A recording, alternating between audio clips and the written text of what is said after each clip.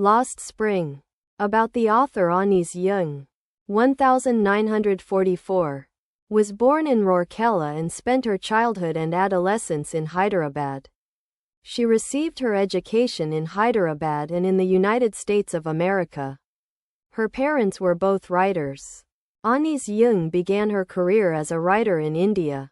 She has been an editor and columnist for major newspapers in India and abroad, and has authored several books. The following is an excerpt from her book titled Lost Spring: Stories of Stolen Childhood. Here she analyzes the grinding poverty and traditions which condemn these children to a life of exploitation. Sometimes I find a rupee in the garbage. Why do you do this? I ask Sahib, whom I encounter every morning scrounging for gold in the garbage dumps of my neighborhood. Sahib left his home long ago, set amidst the green fields of Dhaka. His home is not even a distant memory. There were many storms that swept away their fields and homes. His mother tells him that's why they left, looking for gold in the big city where he now lives. I have nothing else to do, he mutters, looking away. Go to school, I say glibly, realizing immediately how hollow the advice must sound. There is no school in my neighborhood. When they build one, I will go. If I start a school, will you come? I ask, half joking. Yes, he says, smiling broadly. A few days later I see him running up to me. Is your school ready? It takes longer to build a school, I say, embarrassed at having made a promise that was not meant. But promises like mine abound in every corner of his bleak world. After months of knowing him, I ask him his name. Sahib-e-Alam, he announces. He does not know what it means. If he knew its meaning, Lord of the Universe, he would have a hard time believing it. Unaware of what his name represents, he roams the streets with his friends, an army of barefoot boys who appear like the morning birds and disappear at noon. Over the months, I have come to recognize each of them. Why aren't you wearing chapels? I ask one. My mother did not bring them down from the shelf, he answers simply. Even if she did, he will throw them off, adds another who is wearing shoes that do not match. When I comment on it, he shuffles his feet and says nothing. I want shoes, says a third boy who has never owned a pair all his life. Traveling across the country, I have seen children walking barefoot.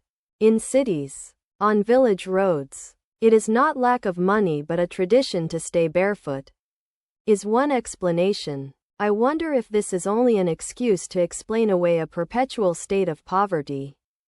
I remember a story a man from Udupi once told me. As a young boy he would go to school past an old temple. Where his father was a priest, he would stop briefly at the temple and pray for a pair of shoes. 30 years later I visited his town and the temple, which was now drowned in an air of desolation. In the backyard, where lived the new priest, there were red and white plastic chairs. A young boy dressed in a gray uniform, wearing socks and shoes, arrived panting and threw his school bag on a folding bed.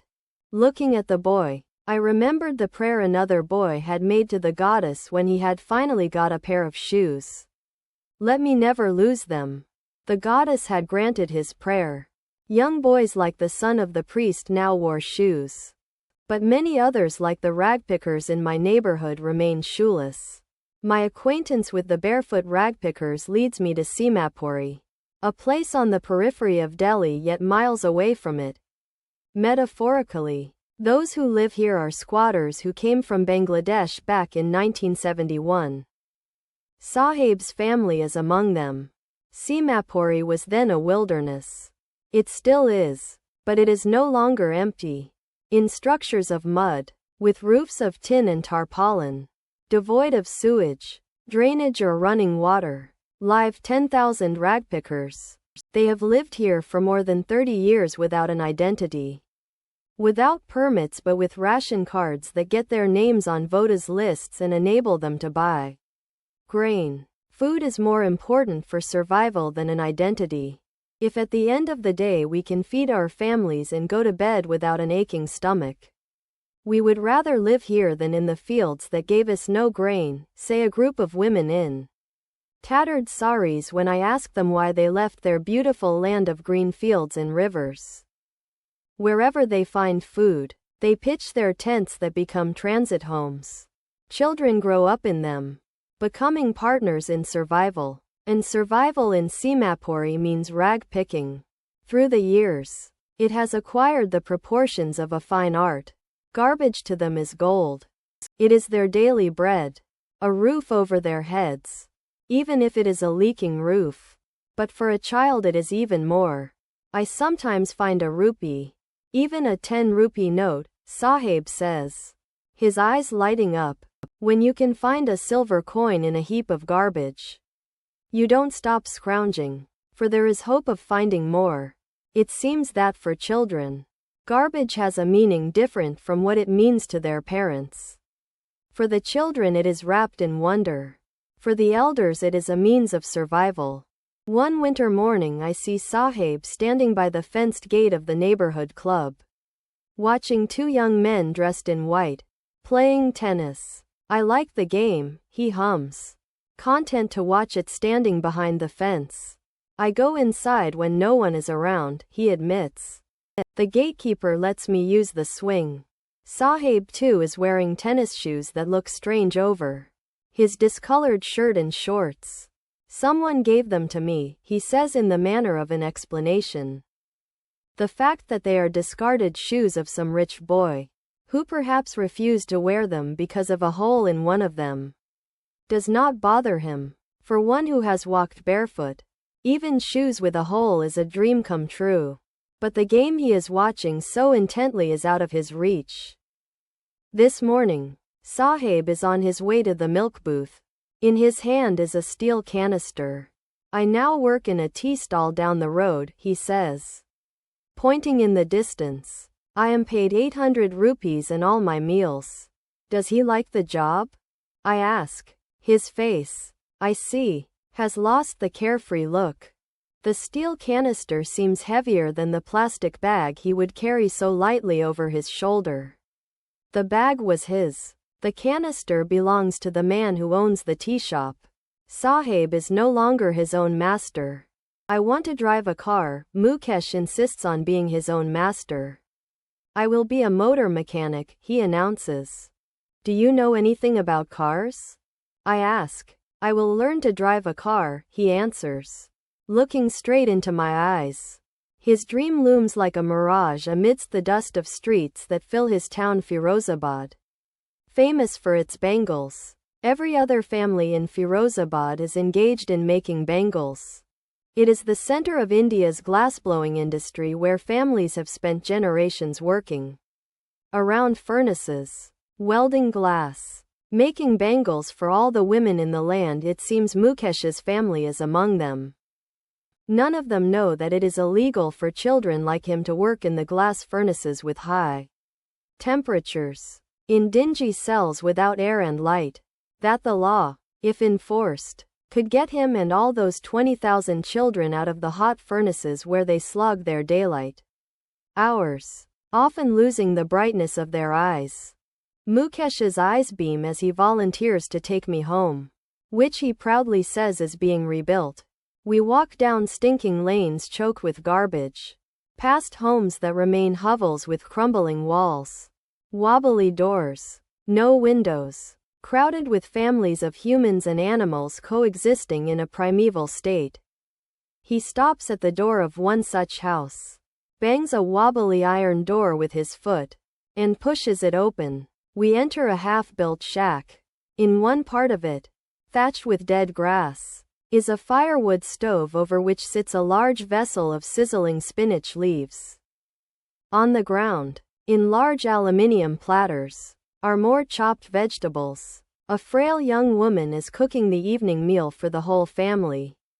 Through eyes filled with smoke she smiles. She is the wife of Mukesh's elder brother. Not much older in years. She has begun to command respect as the Bahu, the daughter-in-law of the house, already in charge of 3 men, her husband, Mukesh, and their father. When the older man enters, she gently withdraws behind the broken wall and brings her veil closer to her face. As custom demands, daughters-in-law must veil their faces before male elders. In this case, the elder is an impoverished bangle maker. Despite long years of hard labor, first as a tailor, then a bangle maker, he has failed to renovate a house, send his 2 sons to school. All he has managed to do is teach them what he knows. The art of making bangles. It is his karam, his destiny, says Mukesh's grandmother, who has watched her own husband go blind with the dust from polishing the glass of bangles. Can a God-given lineage ever be broken? She implies. Born in the caste of bangle makers, they have seen nothing but bangles.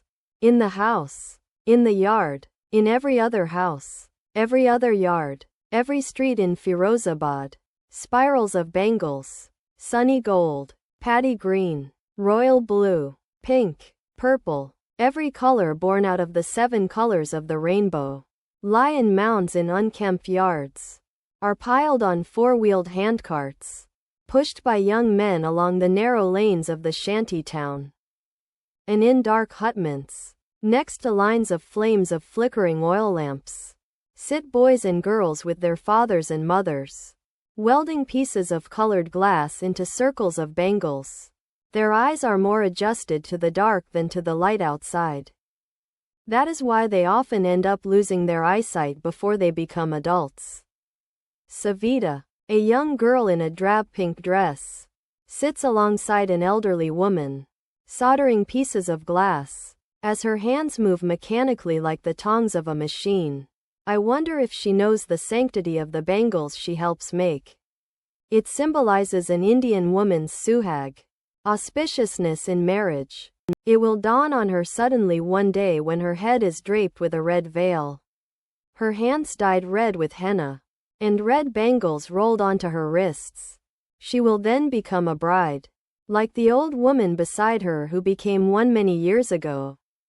She still has bangles on her wrist, but no light in her eyes. Ek wakt esser bar kana bi nahin kaya, she says, in a voice drained of joy. She has not enjoyed even one full meal in her entire lifetime. That's what she has reaped. Her husband, an old man with a flowing beard, says, I know nothing except bangles. All I have done is make a house for the family to live in. Hearing him, one wonders if he has achieved what many have failed in their lifetime. He has a roof over his head. The cry of not having money to do anything except carry on the business of making bangles, not even enough to eat, rings in every home. The young men echo the lament of their elders. Little has moved with time, it seems. In Firozabad, years of mind-numbing toil have killed all initiative and the ability to dream. Why not organize yourselves into a cooperative?